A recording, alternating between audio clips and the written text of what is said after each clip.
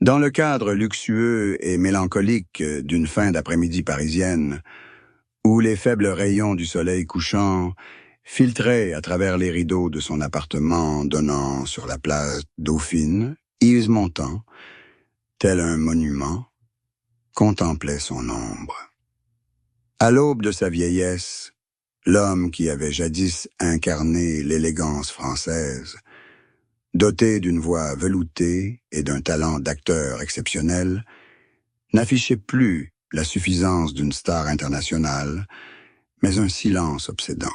La situation de Montand était un entrelacement complexe de la gloire passée et d'une tristesse indéfinissable qui s'installait lentement, imprégnant chacun de ses souffles et de ses gestes.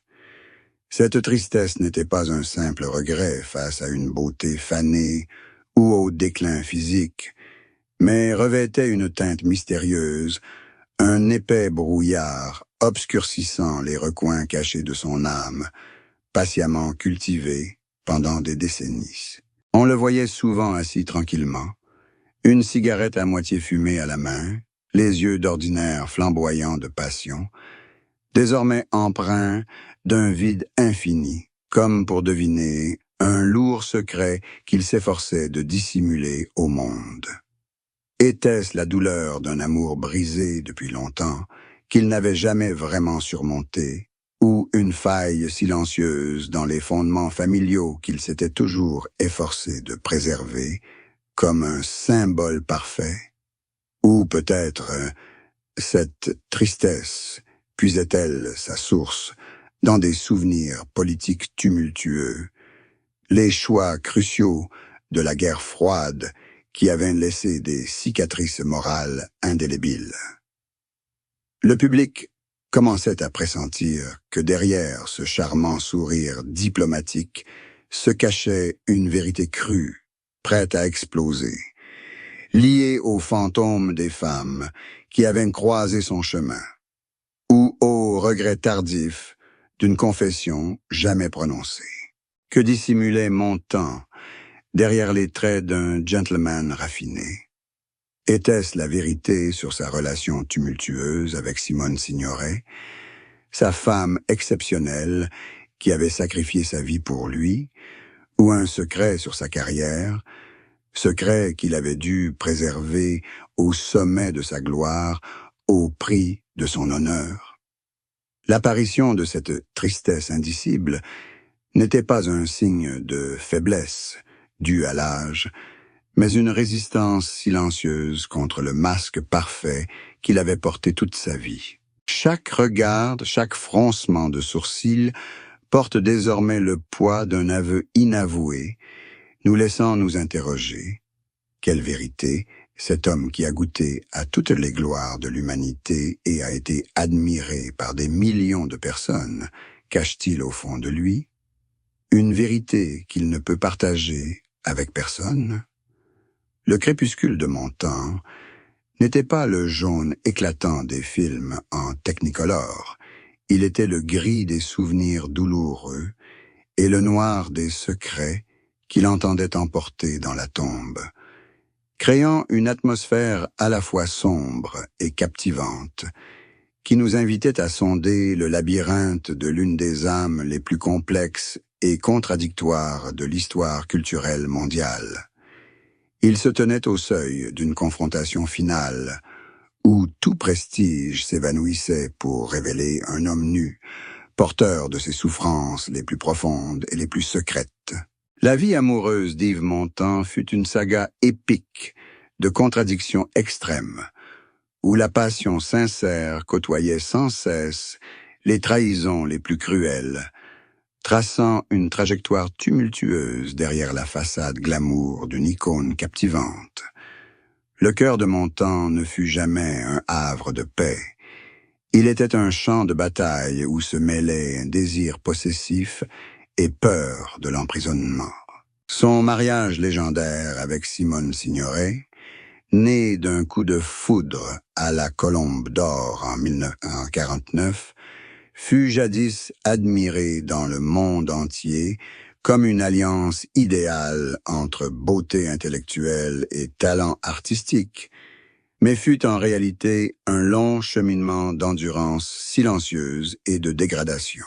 Simone consacra sa vie, sa carrière et même son amour-propre à préserver le nom de Montand, tandis que lui cherchait constamment à se rassurer par des liaisons extra-conjugales.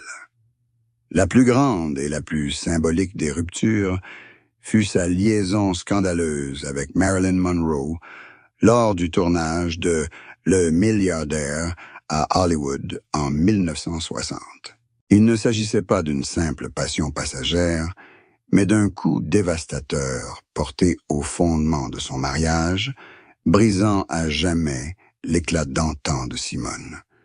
Cette rupture se déroula sous le regard impitoyable des médias du monde entier, où Montand était déchiré entre le pouvoir de fascination de l'icône sexuelle la plus emblématique de la planète et sa gratitude envers sa femme dévouée. Bien qu'il soit retourné auprès de Simone par la suite, leur mariage n'était plus qu'une façade dissimulant une fracture irrémédiable. Montand vécut des décennies avec le tourment de voir sa femme se détruire dans l'alcool et la mélancolie, en signe de protestation contre son infidélité. Les fragments de confiance brisés avaient transformé leur foyer chaleureux de la place Dauphine en une prison de souvenirs douloureux, où chaque sourire public n'était qu'un mensonge savamment orchestré. Après la mort de Simone, la détresse de Montand s'accentua lorsqu'il réalisa qu'il avait perdu la seule personne qui le comprenait et le protégeait véritablement, laissant un vide qu'aucune jeune amante ne pourrait jamais combler. Il aimait avec l'égoïsme d'un artiste avide d'adoration, et c'est cet égoïsme qui précipita les femmes qu'il aimait le plus dans un abîme de souffrance. Sa vie est la preuve qu'un homme peut conquérir le cœur de millions de personnes sans pour autant parvenir à préserver le bonheur de la seule femme qui le mérite vraiment. La chute de Montand a des allures de tragédie classique, où les erreurs de jeunesse deviennent un fardeau insupportable dans la vieillesse, transformant le parcours amoureux de cet empereur déchu en une suite de regrets tardifs et de profondes failles dans sa foi en la valeur de l'engagement durable.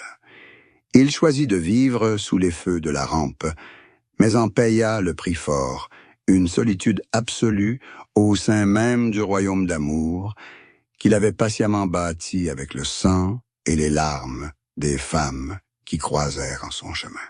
À l'approche de ses 70 ans, âge des longs couchers de soleil et d'un silence si profond qu'on y perçoit le battement du temps, Yves Montand n'était plus le jeune homme fougueux et romantique de l'Olympia, mais un homme confronté à un terrible vide intérieur.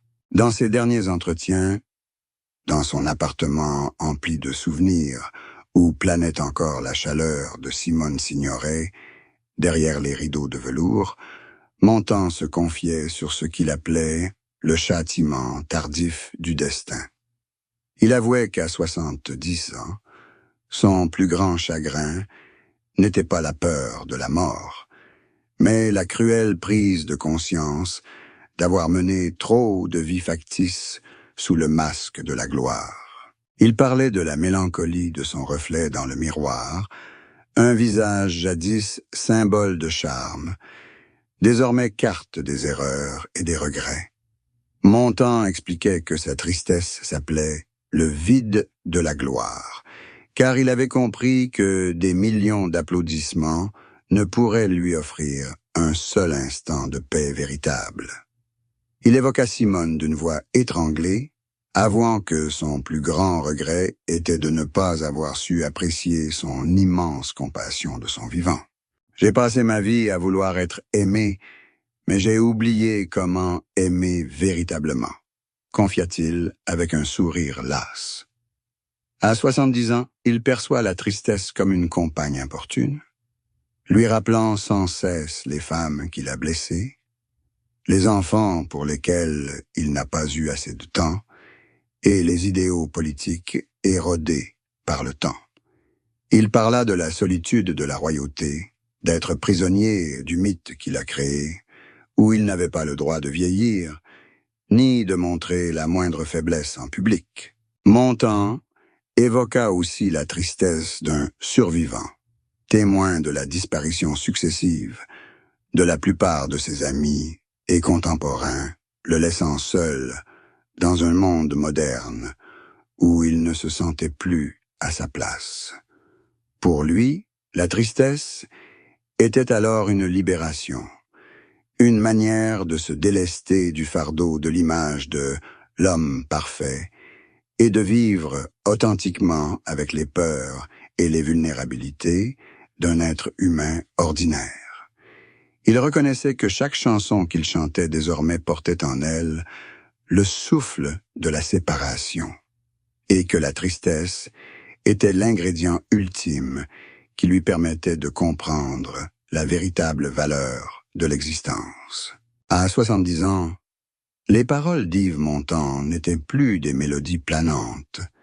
Elles portaient le poids d'un testament amer sur une vie brillante, mais aussi parsemée d'ombre.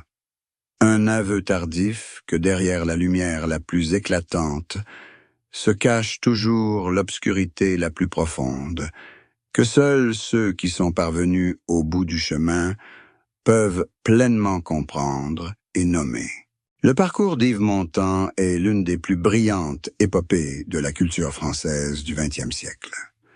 De simple docker marseillais à icône mondiale d'élégance, tant sur scène qu'à l'écran, il est d'abord pris sous l'aile d'Édith Piaf, la reine de la chanson. Grâce à sa voix grave et puissante, et à sa présence scénique exceptionnelle, Montand s'impose rapidement, transformant chaque représentation en un moment artistique captivant. Pourtant, derrière son succès retentissant à Hollywood, avec des classiques comme Le salaire de la peur et son triomphe à Broadway, se cachent des secrets que lui et l'immense machine médiatique ont méticuleusement dissimulés pendant des décennies. L'un des plus grands secrets est un compromis politique profondément contradictoire. Fervent partisan du Parti communiste français, Montand lutte en secret contre des crises de foi et conclut des accords clandestins avec les autorités pour préserver son influence artistique durant la délicate période de la guerre froide. Il dissimule sa crainte d'être traité de traître à ses idéaux, alors que sa carrière est de plus en plus influencée par la culture américaine, tiraillée entre ses origines modestes et le train de vie fastueux d'une star internationale. Le secret résidait aussi dans son contrôle extrême de son image. Montand dépensa des sommes considérables pour retrouver des documents relatifs à son passé d'émigrant difficile et à ses relations familiales conflictuelles en Italie, afin de cultiver l'image d'un Français parfait. Peu savent qu'il a connu des périodes de grave dépression dues à la pression constante de maintenir cette image de éternel charmeur, ce qui l'a conduit à recourir secrètement à des thérapies psychologiques et à des produits dopants pour tenir le coup sur scène lors de tournées de plusieurs mois. Montand dissimulait également son ingérence flagrante dans la carrière de ses partenaires féminines, une forme d'appropriation artistique autoritaire qu'il a toujours nié publiquement pour préserver son image de gentleman galant.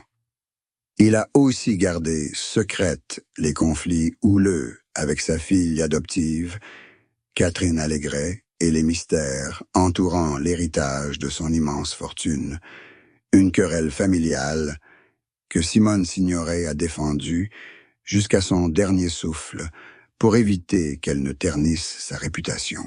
La carrière de Montand ne se résumait pas aux applaudissements du théâtre Olympia, mais était aussi une lutte acharnée pour protéger les secrets de sa propre fragilité la douleur physique dissimulée, sous des costumes impeccablement taillés. Son assurance et sa constance apparente n'étaient en réalité qu'un masque méticuleusement élaboré, cachant une âme tourmentée par le doute quant à la véritable valeur du talent et la crainte d'être oublié par la génération suivante. Yves d'Amontand menait une double vie dans son art, où les projecteurs éblouissants masquaient les ombres des compromis politiques et des vengeances personnelles, transformant sa carrière en un labyrinthe de vérités déformées et de mythes, construits pour assurer l'immortalité du nom d'Yves Montand dans le cours de l'histoire culturelle humaine. Dans les derniers chapitres de sa vie, alors que les projecteurs s'éteignaient pour laisser place à une profonde introspection, Yves Montand a fait une confession bouleversante qui a ébranlé même ses plus fidèles admirateurs, révélant le vrai visage du plus grand séducteur français. Il a révélé que, contrairement à l'image d'un homme déchiré entre amour et devoir, il avait en réalité passé une grande partie de sa vie dans un vide affectif terrifiant, où chaque geste romantique était un acte délibéré pour préserver son pouvoir. La confession la plus choquante fut l'aveu de Montand que sa relation avec Marilyn Monroe n'était pas une erreur fatale de l'amour, mais une tentative désespérée de prouver au monde qu'il pouvait posséder l'icône hollywoodienne par excellence, une conquête guidée davantage par le narcissisme que par l'émotion. Il a admis avec amertume qu'au moment où Marilyn était la plus vulnérable, lorsqu'elle avait besoin de soutien, il avait froidement choisi de protéger sa carrière en France plutôt que de s'engager véritablement, transformant cet amour en un cruel instrument médiatique. Plus terrifiante encore, Montand a avoué qu'au cours de ses décennies de mariage avec Simone Signoret, il avait secrètement nourri une haine profonde pour son excellence et son intelligence, la grandeur de Simone le faisant se sentir spirituellement inférieur.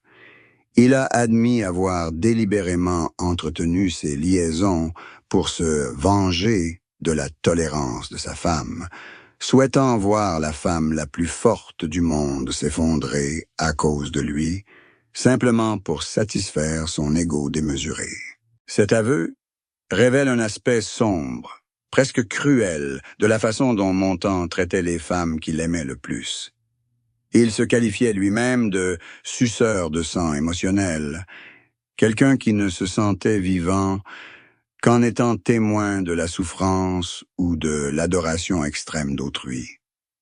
Cet aveu fait tomber le masque du gentleman raffiné, révélant une âme desséchée, un homme qui a vécu toute sa vie dans le plus grand des mensonges, tromper le monde sur sa capacité d'aimer. Il admet que la tristesse de la vieillesse n'est pas due à la perte d'amour, mais à la prise de conscience qu'il n'a jamais vraiment aimé personne d'autre que lui-même, et que chaque chanson d'amour qu'il a interprétée était une trahison flagrante du véritable sens du cœur. C'est la confession la plus cruelle d'une idole, une dissection psychologique choquante, révélant que derrière les baisers éblouissants à l'écran se cache un cœur de glace, toujours calculateur et prêt à piétiner toutes les valeurs sacrées pour conserver son trône de vanité.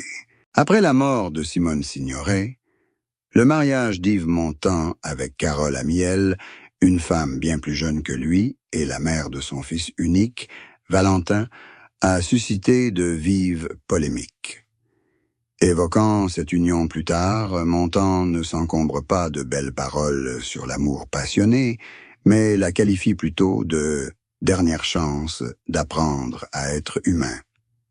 Il confie que son mariage avec Carole n'était pas un remplacement pour Simone, mais un chapitre singulier de sa vie où il découvre la paternité à 67 ans, une expérience qui bouleverse sa vision du monde. Montand parle de Carole avec une profonde gratitude, non pas comme d'une jeune amante, mais comme de celle qui lui apporte la chaleur d'une véritable famille, une chaleur qu'il a gaspillée durant sa jeunesse à courir après des illusions.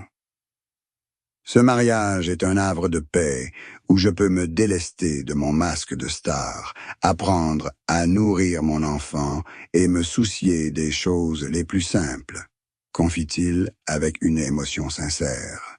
Il a toutefois admis la mélancolie liée à l'immense différence d'âge et la douleur de savoir qu'il ne pourrait accompagner sa femme et son enfant sur le long chemin qui les attendait. Il a décrit son nouveau mariage comme une rédemption tardive, une ultime tentative de prouver que même le plus égoïste peut apprendre à prendre soin d'une autre vie. Pour Montand, c'est à ce stade qu'il est le plus authentique, libéré des scandales hollywoodiens et des calculs politiques, simplement un vieil homme qui tente de laisser l'image d'un bon père aux yeux de son jeune fils. Il a qualifié ce mariage de « lumière au bout du tunnel », un réconfort doux et poignant avant que les ténèbres éternelles ne s'abattent.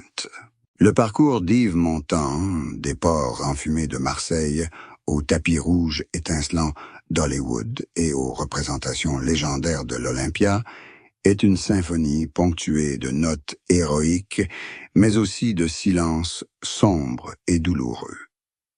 Son histoire tout entière témoigne de la façon dont un homme peut atteindre les sommets de la gloire, adulé de tous, tout en restant hanté par les regrets et des secrets jamais vraiment percés. Le dénouement de la vie de Montand ne réside ni dans des ventes d'albums records, ni dans des récompenses cinématographiques prestigieuses, mais dans la réconciliation tardive d'une âme tourmentée. Un homme qui aspirait aux idéaux communistes, tout en menant une vie de luxe, un mari dépendant de l'intelligence de sa femme, mais la trahissant sans cesse, et un père qui n'a trouvé le véritable sens de la famille qu'à la fin de sa vie. Yves de Montand apparaît comme une figure tragique par excellence, un homme qui a porté si longtemps le masque du charme et de l'élégance qu'il en oublie parfois où se cache sa véritable nature, sous les apparences éphémères du glamour. La vérité sur sa tristesse à 70 ans, ses confessions bouleversantes sur l'amour et ses secrets de carrière brossent un portrait brut, brisant l'image parfaite que les médias ont patiemment construite. Pourtant, ce sont précisément ces failles et cet égoïsme qui le rendent plus humain que jamais aux yeux du public moderne. On comprend que derrière chaque chanson poignante des feuilles mortes se cache un cœur qui connaît véritablement la douleur, craint l'oubli et regrette les femmes qui se sont sacrifiées en silence pour lui. L'histoire de Montand s'achève sur un cruel rappel du prix de la gloire et de la solitude du pouvoir. Quand les projecteurs s'éteignent, il ne reste plus que les applaudissements, mais les vérités que nous avons courageusement affrontées ou lâchement dissimulées. Il est décédé en 1991 sur un plateau de tournage. Comme tout grand artiste l'aurait souhaité, laissant derrière lui un héritage controversé, où le bien et le mal, la loyauté et la trahison, la gloire et l'amertume s'entremêlent inextricablement. Yves Montand restera à jamais une figure emblématique de la France, symbole d'une époque révolue. Lui qui a consacré sa vie à jouer la plus grande des pièces, celle de sa propre vie, avec toute la gloire et l'humiliation que peut receler un être humain. Son héritage perdurera, non seulement en musique et au cinéma, mais aussi dans les questions qu'il a posées à chacun d'entre nous sur la valeur de la fidélité, le poids du secret et le pouvoir rédempteur de l'amour dans les derniers instants de l'existence. temps de l'existence, temps de